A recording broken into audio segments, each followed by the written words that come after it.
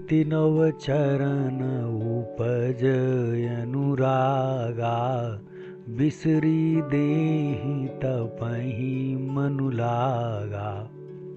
आइए, माँ उमा की तपस्या आगे बढ़ती है और आइए उसका दर्शन करते हैं। क्या कभी आपने सोचा है कि कोई प्रेम इतना गहरा हो सकता है कि देह का अस्तित्व ही भूल जाए? माँ पार्वती का शरीर तो फूलों से भी कोमल था, लेकिन उनका संकल्प हिमालय से भी ऊंचा।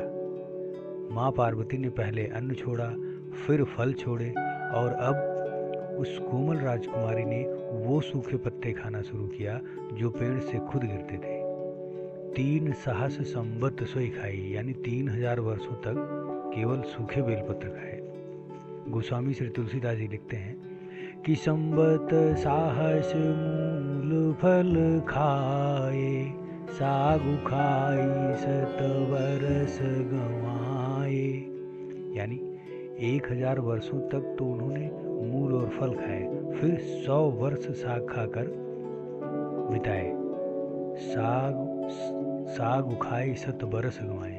आगे कहते हैं कि कछु दिन भोजन बारी बतासा, किए कठिन कछु दिन उपवासा।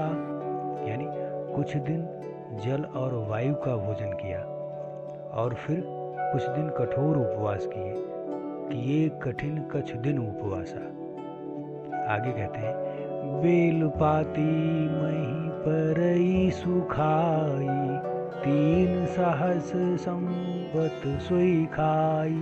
यानी जो बेल पत्र सूख कर पृथ्वी पर गिरते थे, 3000 वर्ष तक उन्हीं को खाया। 3 सहस संवत सोई खाई। इस प्रसंग की सबसे बड़ी सीख है, प्रतीक्षा और धैर्य ही प्रेम की असली कसौटी है। माँ पार्वती हमें सिखाती है कि यदि लक्ष्य महादेव जैसा महान हो तो प्रतीक्षा हजारों वर्षों की भी छोटी पड़ जाती है। अब माता उमा उस मोड़ पर खड़ी है जहाँ उन्होंने सूखे पत्तों का भी त्याग कर दिया। इसी कारण पूरे ब्रह्मांड में उन्हें एक नए नाम से पुकारने वाला है। अगले भाग में हम साक्षी बनेंगे अपर्णा की पूर्णता।